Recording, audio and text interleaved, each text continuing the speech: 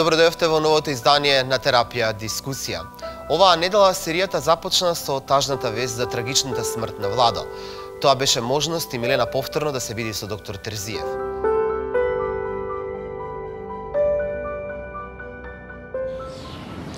Мислам дека нема да дојдам со тебе. Не знам, едноставно не мислам дека треба да сум таму. Од разговорот со таткото на Владо дознаваме дека станува збор за несреќа во која Владо го загубил животот во воена вежба. Тој сака да дознае нешто повеќе за сесиите кои неговиот син ги имал и воедно се обвинува себе си за смртта на неговиот татко и син. Ви завидувам на секоја минута од времето што сте го поминале заедно. Овде седеш.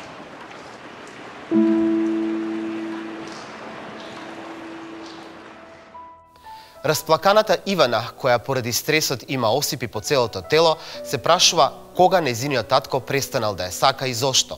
Исто така се мачи да ја каже тајната за неговото неверство на својата мајка од моментот кога минатата сесија го призна тоа. Цела недела покушавам да зборам со неја. Пробав и се у кола, ама не ми успеа. Гент овој пат на сесијата е сам без Зана, каде се прашува дали воопшто има сила да го прости неверството на својата сопруга и говори за различните начини кои тие ги имаат за воспитување на својот син. Јас немам човек со кого можам да зборам отворено за ова со Зана. Не знаеш што ми е најголем страв?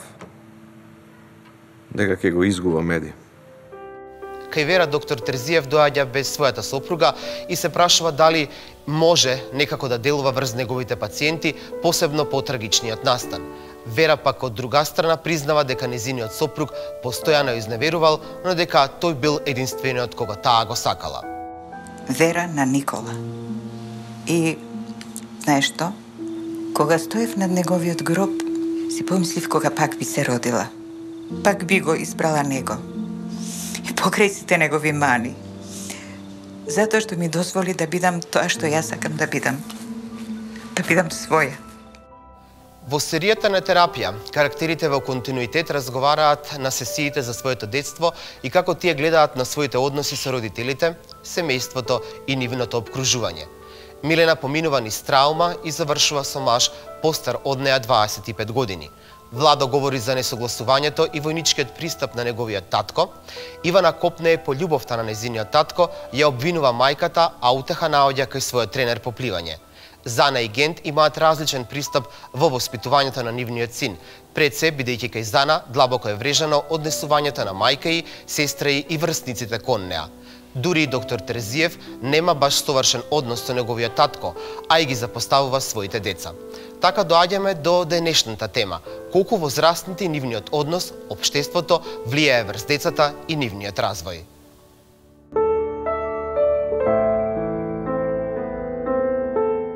Ја започнуваме денешната дискусија на Терапија и тоа овој пат разговараме со две гостинки. Добре дојде за Наде Молеровиќ, која што е директор во Општинското основно училиште Гоце Делчев, општина Центар, и Татјана Алексиќ, професор по македонски јазик во Скопската гимназија Крчагин. Добре дојдовте двете во емисијата. Започнуваме со денешната тема воспитанието на децата во најраната возраст. Од каде тоа започнува? Па, семејството е како секаде некако клише, меѓутоа е една најситна заедница од каде што децата ги се осознаваат себе си. Родителите како најпрви учители, први ментори на своите деца се одговорни и најодговорни за тоа какво дете ние ќе создадеме, односно какво дете ќе креираме и во каков човек тоа треба да прерасне. Затоа е исклучително важно како ние како родители, како личности, колку на себе сме влијаели и сме работеле за тоа какви родители сакаме да бидеме. Ако сакаме да бидеме родители, а сите сакаме да бидеме најдобри родители, и јас не верувам дека постојат родители кои што не сакаат да бидат најдобри на своите деца, меѓутоа сакајќи најдобро да направиме ние во текот на воспитувањето, уште од најрана возраст, правиме грешки не сакајќи. Татјана, обично за градинките се вели дека не треба да бидат образовен процес, туку е воспитниот процес битен во тој момент за нивната возраст. Воспитувачите во градинките се тие кои што децата први ги гледаат, дури не се ни едногодишни влегуваат во таа установа, така? Да, меѓутоа воспитно-образовниот процес е еден континуиран процес, без оглед што е почетокот за родишот во градинките. Ја често пати сакам и велам дека учителките се светиња, тие треба многу да внимаваат во својот однос, затоа што тука се гради ученикот, идниот профил на ученикот, нели, што го кажавме и претходно, дека и родителите се апсолутно важни во таа насока, затоа што тој мал микрокосмос во семејството подоцна дали треба да продолжи во воспитно-образовниот процес, така да ние во средните училишта веќе имаме финален производ, веќе го имаме профилот на ученикот и не можеме многу во превоспитувањето, но можеме доста во поттикнувањето, во понатамошната мотивација на децата кои веќе се воспитани кога ќе дојдат кај нас. Следното е воспитувањето, односно влегување во образовниот процес, прво оделение, односно основното училиште. Дали сметате дека во денешното општество децата имаат премногу обврски, освен обврската додатна училиште, дополнителни обврски кои родителите им ги задаваат? Јас да кажам, да. Значи, сметам дека не треба толку многу да се оптоваруваат, особено децата во предучилишна и раната училишна возраст, зашто тоа е еден момент кога ќе преоптоварите на кола со многу сено додека стаса до местото, сеното полека ќе почне да паѓа, се разлева сето тоа, или ако ги прецениме можностите, му дадеме на едно дете од 4 годишна возраст да состави лего коцки од 8 годишна возраст, може да се фрустрира. Значи проблемот е тука некаде, зашто ја мислам дека не постојат деца кои не сакаат да одат во школа. Со еден ентузијазам се трга во школа, сите едва и чекаат да одат во школа, што им правиме подоцна ние како учители, ние како родители, што децата бегаат од училиште, имат еден контра ефект. Значи не треба премногу да се оптовари. Нашата задача и како просветни работници, но и како воспитувачи е да ги видиме можностите на децата и да гледаме што е тоа кај нив што отскокнува од другите, нивните вештини, способности, не е само знаењето. Туку да се извлече од детето тоа што треба да го разликува од останатите. Немаме еднаквост. Да. Сите тие се посебни индивидуи, како што сме ние како наставници посебни. Имаме посебни ставови, критериуми. Децата треба да се навикнат на нашата различност, но и ние на нивната различност. Наде, колку е таа преоптовареност присутна во сегашното општество? При тоа што децата тргнуваат сега порано во училиште, на 5,5-6 годишна возраст, а воедно, освен обврските кои што ги имаат како часови на училиште, имаат и дополнителни обврски, дали по јазик, дали балет, дали некој спорт, без разлика што и да е, веќе во порана возраст ги имаат од претходно. Знаете што, уште кога реков дека родителот уште од најрана возраст е нивниот првиот учител, првиот ментор, тој треба уште во текот на растењето додека дојде до нивото кога треба да оди на училиште, треба да го подготвува своето дете за да биде подготвено да оди на училиште. Ние имаме сознание од искуството дека многу деца бидејќи доаѓаат од многу рана возраст, доаѓаат неподготвени. Зошто? Затоа што родителите сакајќи ги премногу од преголемата љубов, од преголемата заштита, фактички им штетат како и на кој начин да се справат со сето она што значи одговорност и обврска во училиште. Што сакам да кажам? Ако детето дома е научено да споделува, односно да се разговара со него, да му се укажува дека дека патот на учењето е преку грешки, дека доколку нешто не совладува ќе мора да се обиде повторно, што велиме ние не само знаењето, што вели Тања, туку и таа емоционалната интелигенција, да ги научиме децата доколку нешто не успеат да направат во моментот што сме им го дале, да не притрчаме на место нив ние тоа да го работиме, да ги оставиме сами да се справат и сами да дојдат до нештото за кое што тие во моментот работат. Ако и понатаму тие така дома се однесуваме, тие развиваат една ниска самодоверба дека тие не можат. Од онаа презаштитеност. Не ти не можеш, ти си мал, не ти тоа не можеш затоа што не е твое. Ти не можеш тоа да го направиш. Таквите стопирања на постојано дека нешто не е можно, детето на таа на возраст, дете и од 3 од 4 години може самостојно чашата да си ја земе, да си однесе, да се врати. Значи тоа е процесот на воспитување. И кога вие едно вакво дете цело време вика дека ти не можеш, не знаеш, негаторски, критизерски, потоа го праќаме во училиште. Во училиштето доаѓаат деца потполно неподготвени. Значи неподготвени во смисол што прво амбиентот, зградата, што тамо се случува. Ние треба на децата да им кажеме што очекуваме кога одат во училиште. Значи тоа што се доаѓа на училиште, потоа наставникот е тој кој што треба да каже што јас од тебе како наставник очекувам по договор со родителите. Тоа е заедничка работа и со родителите. А што е со децата кои што имаат премногу знаење, кои влегуваат во прво одделение, а имале активности претходно? Имаме и такви случаи. Значи, видите, нашиот образовен систем не прави разлика, иако треба да имаме, ние треба да имаме индивидуална работа. Така е, затоа што секој дете е посебна индивидуа за себе. Заради законот и заради бројноста во едно одделение каде што имате 34 деца, еден наставник не е во состојба да направи различен пристап, значи на нивоа, затоа што тој нема време за тоа. За мали деца, оние за кои што зборуваме се неподготвени, со 5,5 години имате деца кои што не знаат да одат во тоалет сами. Значи децата не се подготвени сами да одат во тоалет. Мора да имаат придружба од својот родител и од својот наставник. Наставникот не може заради детето 1, 2, 3, 5 да ги остава ова 20-30. А дополнително амбицијата на родителите. Така. Предпоставам за оне за кое што сакаме да зборуваме, нели? Амбицијата е преголема, можеби нереална за возраста на детето. Да оди, да, треба да оди, има премногу часови во училиште, по цел ден остануваат на училиште, дали се згрижени во продолжен престој, дали во целодневна настава, тие истовремено и работат и стекнуваат знаења. Меѓутоа, моментот на стекнување на другите вештини не се во можност да се стекнат тука сега, затоа што се нема време. А особено не да се посвети внимание на деца кои што, например, ако одат и напредуваат повеќе, да се следи нивниот тек, за да може тој уште повеќе да прогресира. Туку напротив, имате деца во одделение каде што воопшто не препознаваат букви, не се работело или немало потреба да се работи, затоа што сметале дека тоа ќе се прави во училиште. Сега кога имате една таква различна средина, во смисло на различни интелекти, со различни потенцијали, со еднакви можеби потенцијали, меѓутоа со различен квантитет на знаење, се губи оној кој што многу знае, веќе му станува досадно и тој ќе сака постојано да излегува, ќе сака да оди надвор. Па можеби наставничката нема да го респектира до крај дека тоа дете има потреба од нешто повеќе и знаете може и дополнително и да го фрустрира сето тоа што негативно делува на него. Во серијата имаме може да видиме како кај доктор Терезиев синот е талентирано момче кое што сака да се префрли во училиште каде што повеќе би било почитувано.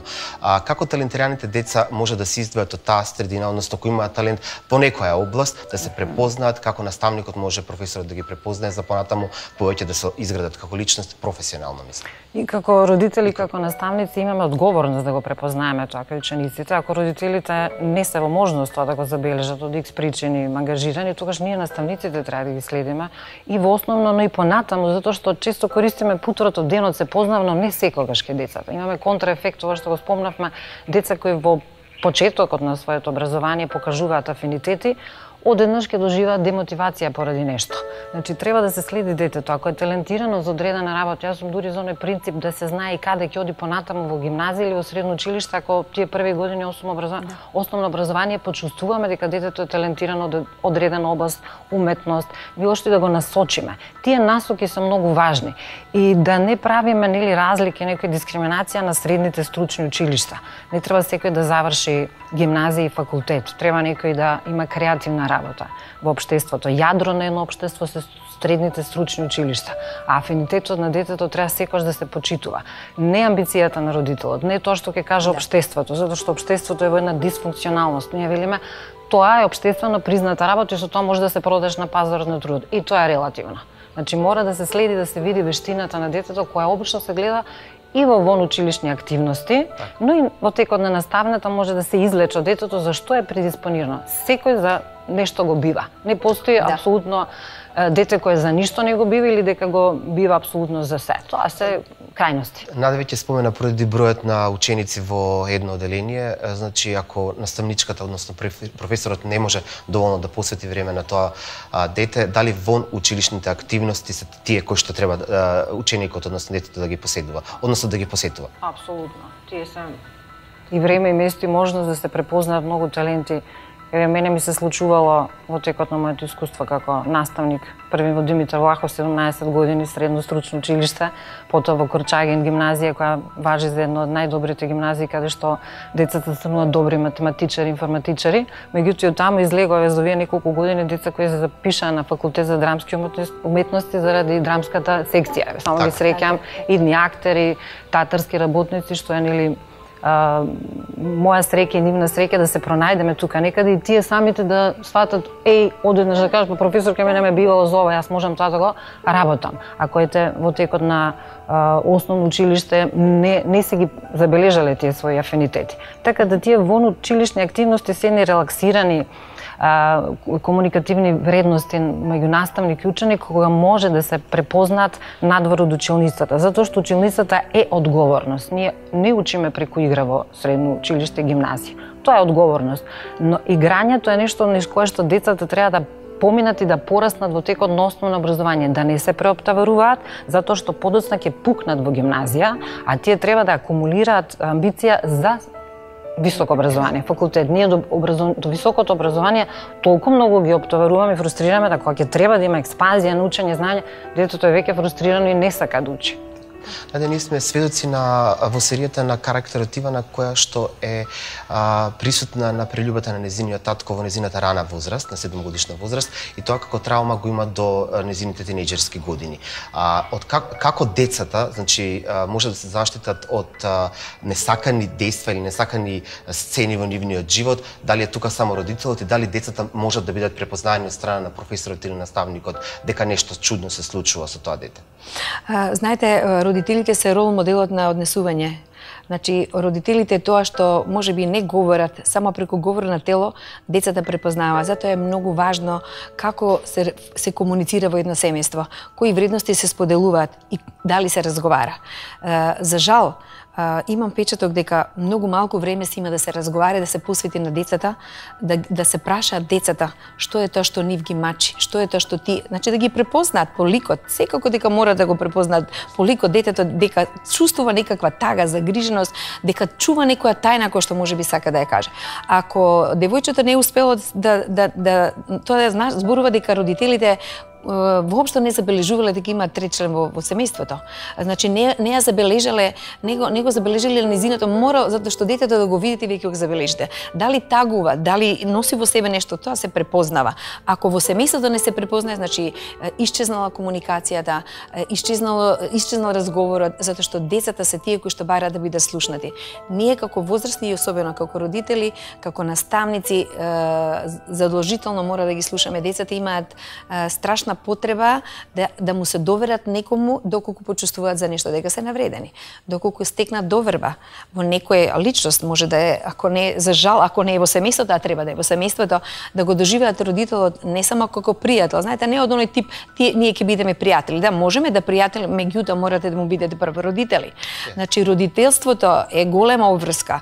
Она што како родители, како приказка ја имаат и ако ја имаат, ако е неубава приказката, ако е несреќна, ако партнерите не живеат, родителите не треба да глумат среќно семејство, затоа што дополнително се прави штета и се губи смислата што е тоа брак, значи поимот за брак и за семејство веќе кај Ивана ќе биде нарушена, затоа што таа секогаш ќе смета утре кога ќе стане нели зрела жена каде што ќе треба да создаде семејство, секогаш ќе живее со таа мисла дека можеби мене ќе ме изневерат, можеби јас ќе бидам ваква, а тоа не е здраво. Разговор и само разговор. Тоа е.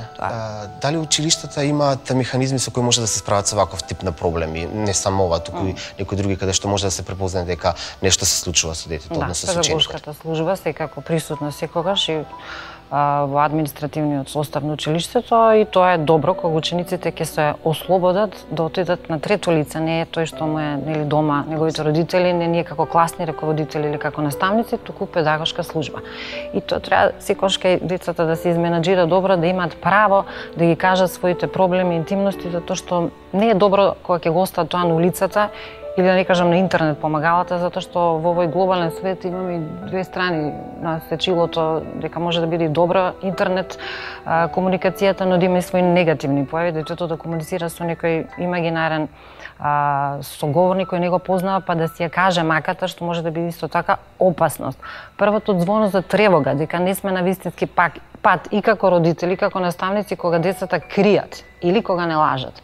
Значи, тука гледаме дека нешто не е во ред. Детето треба да каже што го мачи на родителот. Родителот е должен да создаде една можност да детето го поштеди од личните проблеми кои ги има со својот брачен партнер или на работа или било што. Децата не се должни.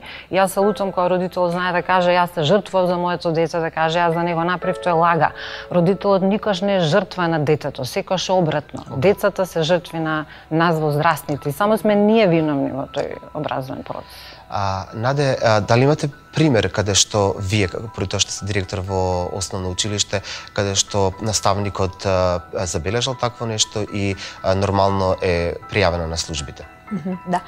Можам да ви кажам дека имавме од минатата година еден случај каде што ние забележавме дека една ученичка се однесува така малку повлечено, меѓутоа сето она што не зајамачила и искажала на една писмена задача. Каде што имала да се открие себе си. И таа си дозволила да се открие над писмената задача и нас не беше доволно сигнал, ние се повикавме, разговаравме и ги повикавме родителите, иако нели разведени, да му кажеме дека девојчето чувствува таква тегоба, носи со себе некаква тага која што ќе и се одразува на ликот, на здравјето, на крајот на краиштата на успехот. Родителите беа навистина одговорни, дојдоа, разговараа и ни пред очи да ја оставиме простор да бидеме да ја нагледуваме, да разговараме за да еве колку можеме што можеме да помогнеме.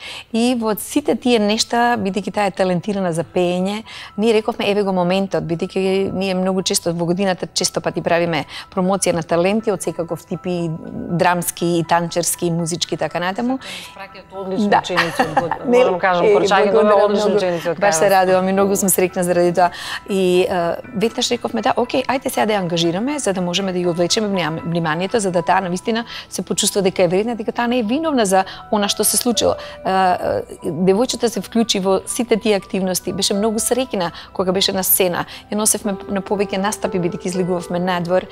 И еве баш пред некој ден разговарав со незе вчера, завчера имаше некакви изостаноци од училиштето и јас реков те замолувам се што се случува прво што треба да кажеш нормално на своите родители, еве имаш доверба во нас, ние стоиме за тебе и сакаме те охрабриме да продолжиш, да одиш и да си се реализираш затоа што имаш одлични капацитети.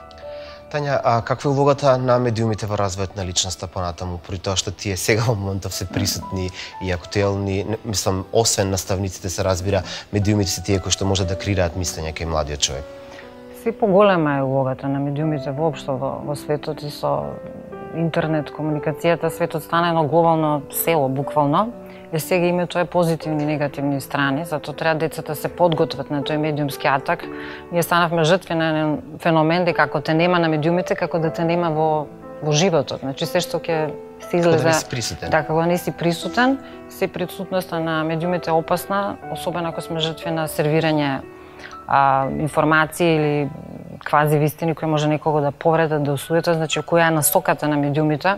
Еве кога веќе сме гости како дел од емисијата на терапија, она што можам да забележам дека и што ми е допадливо дека е видна ангажирана медиумска уметност, сериозно, затоа што сите не става на терапија, сите сме ние пациенти, фактички ангажирани, се не правиме емисија за емисија, што е добро. Значи веќе имавме задача да изгледаме неколку серии за да можеме да учествуваме во разговорот. Тоа што ние велиме прочитате го делото за да можеме да развиеме аргументи по тоа, да зборуваме отворено.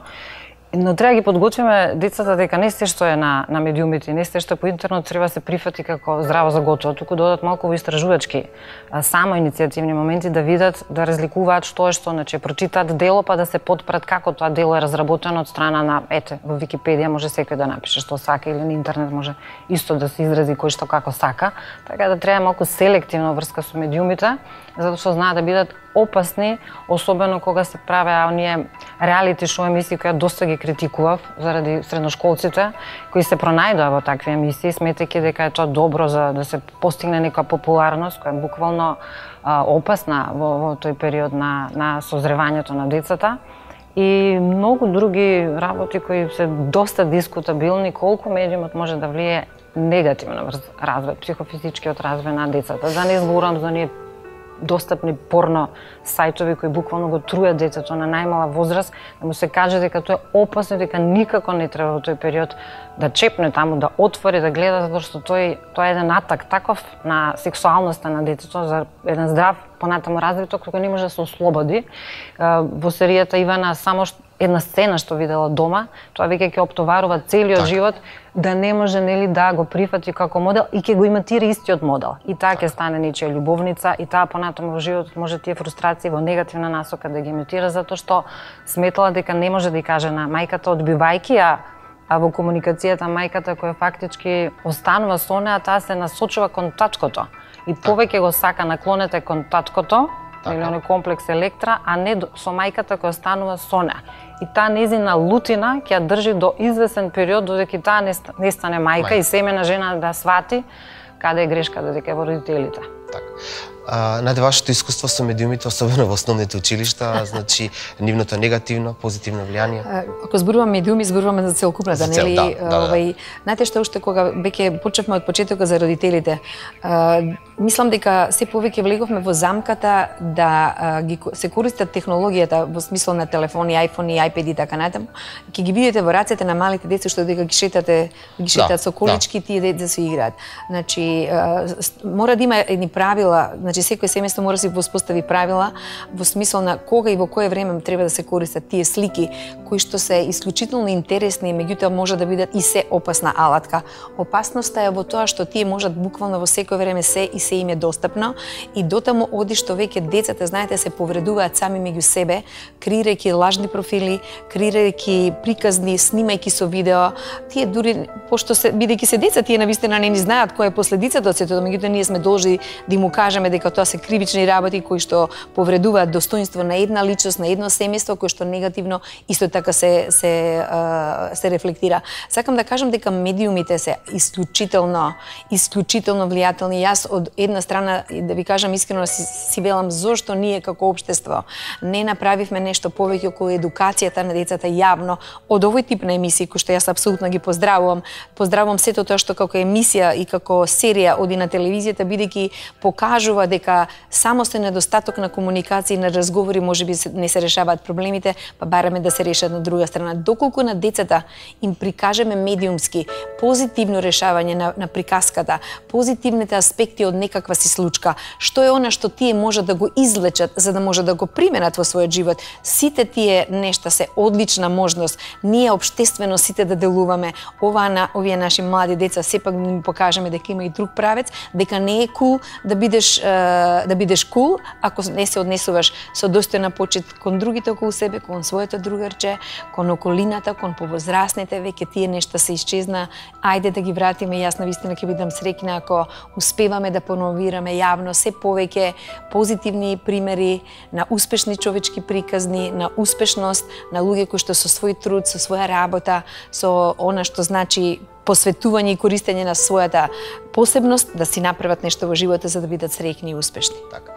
Тања, колку серијата на терапија може да едуцира, особено поради тоа што во текот на овие епизоди видовме како децата се жртви, тоа што ти го спомена, на однесувањето на нивните родители, но и околината, општеството и така натаму. Значи, колку серијата може да придонесе за тоа? Конкретно ова серија е за возрастни, така, да. Повеќе отколку за деца. Може би децата да ги здоболи тоа што го гледаат, се сочувствуваат со своите врсници.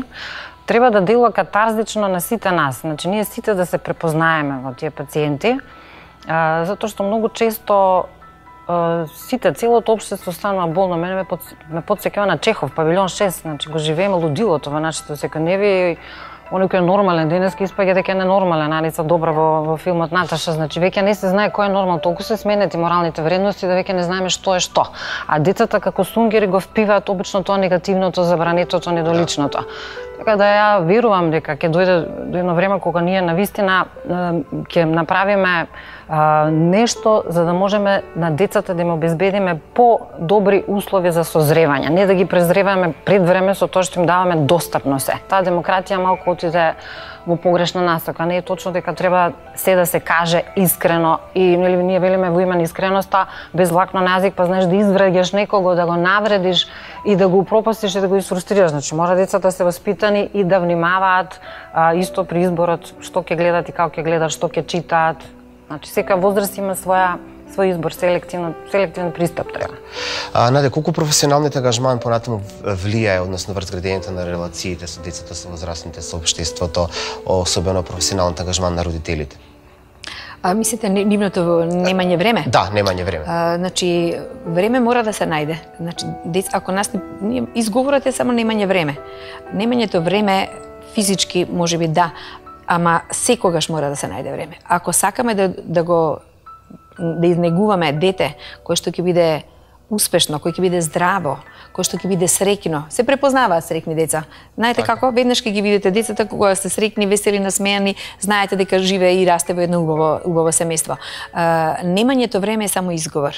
Значи ние на децата не треба да им ги наметнуваме нашите фрустрации што тоа сака да биде, да го ставиме да биде свое, да ги следиме неговите соништа. Ако нема соништа, да го храбриме да сонува што би сакал да прави, што би сакал да постигне, да му дадеме крилја како тоа да го направи, да го слушаме во секое време. И еден мал гест, дури кога седи на интернет, ако гледаме што мора да знаеме што гледа.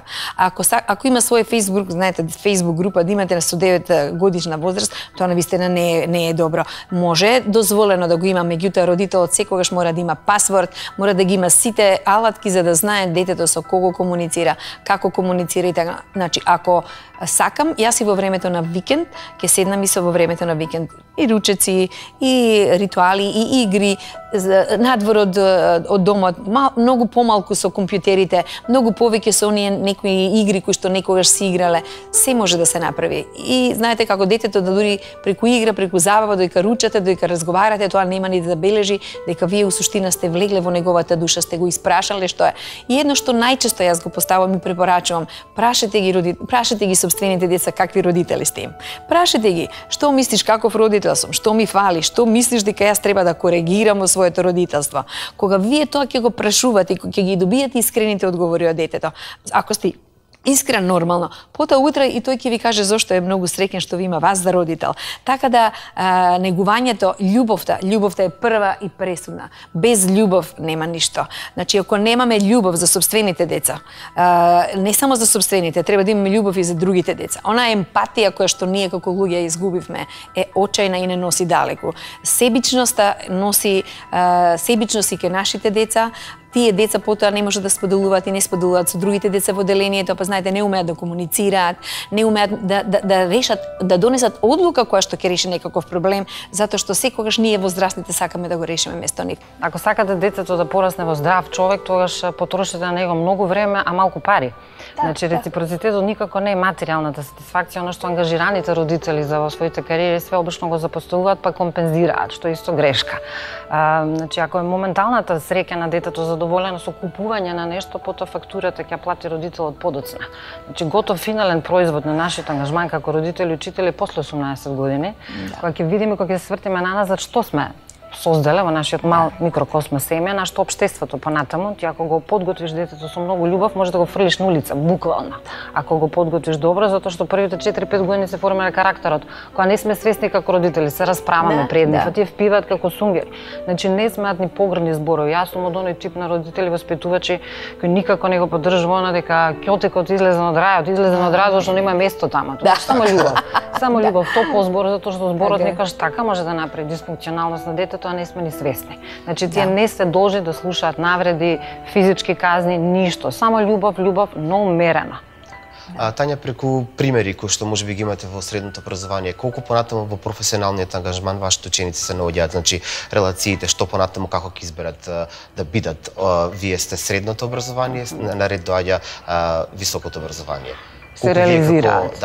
Се реализираат корчагенци, особено кога ќе отидам на нека дипломска, магистерска, на машински, на електро, кога ќе ги слушнам професорите со каков пиетет кон корчагинските студенти и успешни како граѓани реализирани во општеството, меѓутоа и во другите училишта, пак ја спомнам зашто јас имав среќа во две сосема различни училишта да предам и тие деца многу ме научија, значи тие две крајности, па ги гледам и тие деца со своите занајти реализирани. Тоа е мокта на знаењето, на крај може би звучи дрско и безобразно кога кажам зошто одите на училиште, сите велат па идеме училиште да бидеме паметни. Не, одите на училиште да се продадете на пазарот на трудот. Колку и да ви звучи брутално, значи мора своето знаење, вештини, способности да ги продадете за да живеете. И да одберат својата професија. И да одберат својата. Нема ништо поубаво ако живееш со оно. Кога работиш професијата, забележувате и кај нас двете дека си работиме професијата со љубов. Тоа е благодет, да работиш професијата која сакаш. Исто како да не работиш. И тоа како да не работиш, како да ти е благослов од Бога.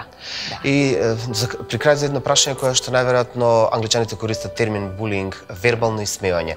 А колку е присутно во денешното општество? Тања, ќе почнеме со тебе, при тоа што средно училиште, па потоа и во основното училиште. Страшно. Значи тоа е апсолутна присутност, дури јас не само вербални навреди, туку и вербални сексизми, и тие постојано ги критикувам. Колку сме жртви на тој вербум, на лошотијата која произлезе, пак ќе кажам, од нас возрастните. Мислам дека и децата во градинка се расправаат и се караат со агресија, но тие враќаат само империјата го враќа ударот на агресија со агресија. Значи, ако ги воспитуваме со љубов, тие нема да може да кажат нешто погрдно, го слушаат тоа дома. Ти не можеш да бараш од децата да не користат вулгаризми, да не псуат ако самиот псуеш дома, иако си нели таков во семејството. Да. Значи ти учат од нас. Наде, во основните училишта нема разлика што да ви кажам. Мислам, знаете, првично кога ние разговараме во рамките на нашите ученички заедници, кај што е еден вид на ученички парламент, и кога им поставуваме прашања од типот како се чувствуваат во училиште, што е тоа што највеќе ги растажува и така натаму, ќе најдете одговори повеќе од 70% каде што другарчињата меѓу себе се навредуваат и ги навредуваат, ги навирекуваат со погрдни зборови за кои што нормално овие се чувствуваат тажни, несреќни заради тоа, па не сака да доаѓаат во училиште. Ако не сака да каже во училиште, дома можеби исто нема да каже, па утре ден ќе каже нешто не ми е добро, не сакам да одам на училиште, затоа што не се чувствува сигурно, убаво и безбедно.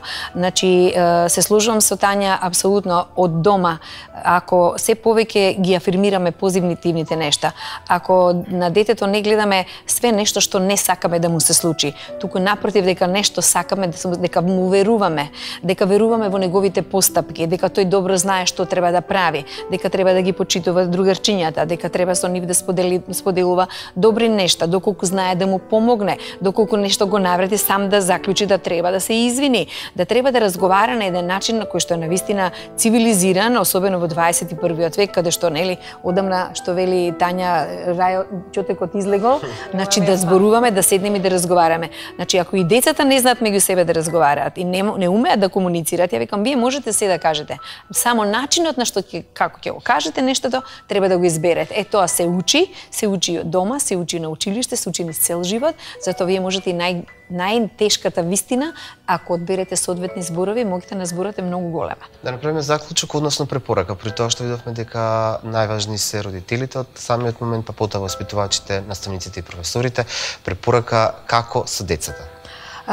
Значи, јас мислам дека сите ние како родители прво треба, ако сме родители на своите деца, секогаш да бидеме најдобрите што можеме. Да земеме од она најдоброто што нашите родители го направиле, па потоа она што сметаме дека тогаш нешто нас не ни се допаѓало кај нашите родители, лошо, да. Би било добро да промениме. Сега ќе го промениме доколку ние прифатиме и си кажеме, си признаеме. Аха, да, чекај ја да се приспитам. Ме разбирате, кога вие во моментот самите себе ќе се приспитувате и ќе се барате каде јас нешто потфрлив, и ако имате желба да промените, тогаш веќе решен проблемот. Меѓутоа, ако ние понатаму си тераме и си правиме, не се менуваме ние како родители или како луѓе, за да делуваме подобро кон своите, да ги слушаме своите деца, да ги слушаме во смисол не да ги слушаме само нели што зборуваат, туку содржината на тоа што сака да ни го кажат, и да имаме цел што сакаме ние со нашето дете. Какво дете сакаме да создадеме, да ги слушаме неговите потреби, да ги почитуваме, да му бидеме само еден ментор и поддржувач,